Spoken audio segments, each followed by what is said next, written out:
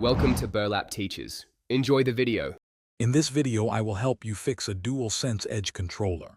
We'll start with some simple checks. First, ensure your controller is fully charged and the USB cable is working correctly. Sometimes, a quick reset can solve many issues. Just use a small pin to press the reset button on the back. Finally, always make sure your controller's software is up to date through your PlayStation 5 console for optimal performance and stability. Stick drift is a common problem, but often fixable. Begin by using compressed air to clear any debris around the base of the analog sticks. If that doesn't work, the modular design of the DualSense Edge allows you to easily swap out the stick modules.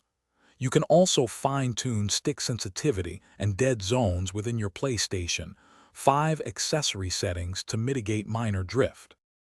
If your buttons feel sticky or unresponsive, a gentle cleaning can often help.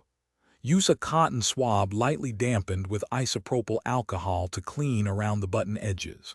For triggers, check for any physical obstructions or damage.